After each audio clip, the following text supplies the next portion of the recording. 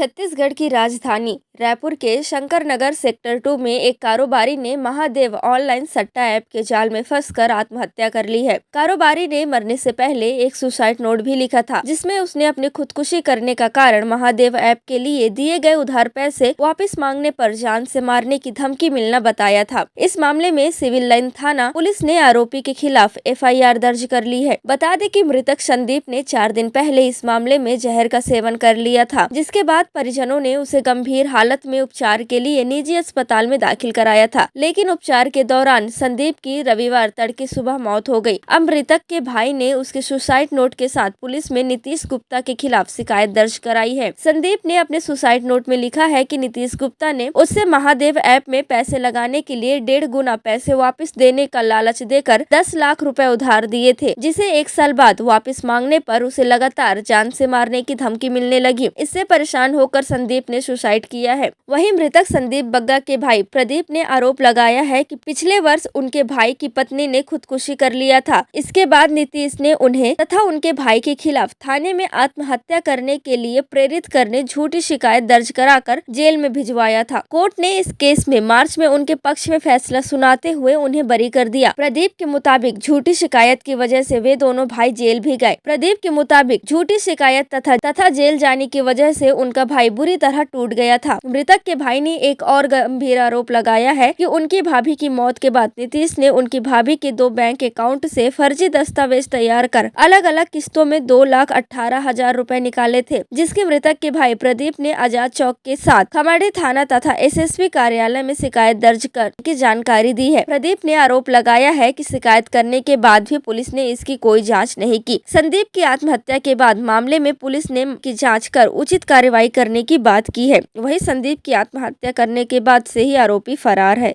थाना civil line अंतर्गत एक संदीप बग्गा नाम के एक व्यक्ति के द्वारा किसी बात को लेकर कीटनाशक का सेवन किया गया। जब वो बहुत ज़्यादा उसकी स्थिति खराब हुई तो जगन्नाथ हॉस्पिटल जो कि DD नगर क्षेत्र में पड़ता है वहाँ उसको भर्ती कराया गया। उसने एक नोट लिखा है जिसमें लिखा है कि एक व्यक्ति है नीतीश मित्तल करके, जिसको उन्होंने 13 से 15 लाख रुपए दिए थे। जब वो मांगने लगा तो उसने गाली गलौज करके उसको बहुत प्रताड़ित किया, ऐसा उन्होंने लिखा है। इस पर से 306 का मुकदमा दर्ज कर लिया गया है और इसमें विवेचना की जा रही है। हॉस्पिटल में एडमिट कराया गया था जहां पर उनकी मृत्यु हुई है। PM कराया गया है, उसके बाद 306 का मुकदमा दर्ज किया। इसमें जो नीतीश मित्तल के ऊपर इल्ज़ाम लगाया कि ये सट्टे का कारोबार करता था और इसी में उसने वो पैसा दिया था। जब पैसा इसने वापस मांगा तो उससे गाली गलौज, मारपीट और प्रताड़ित करने लगा, जिस पर वो इल्ज़ाम लगाते हुए कि इसी के कारण मैं सुसाइड कर रहा हूँ या घटना कारित किया हूँ। तो इस प्रकार से एक नोट मिला है जिसकी जांच की जा रही है कि उसने लिखा है कि नहीं।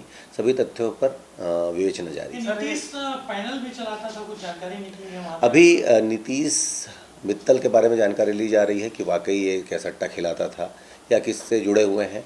अन्य थाना क्षेत्र से भी जानकारी मांगी गई है कि कहीं और भी ये इस प्रकार के अपराध में संलिप्त तो नहीं रहा है। सर, जो मृतक है संदीप बग्गा, उसके खिलाफ पहले भी कुछ मामला दर्ज था क्या? जेल में संदीप मित्तल जेल में था। इसकी वाइफ ने आत्महत्या की थी। उसी मामले में ये दोनों भाई जेल में थे और वहाँ से निकलने के बाद ये घटना कारित हुई है।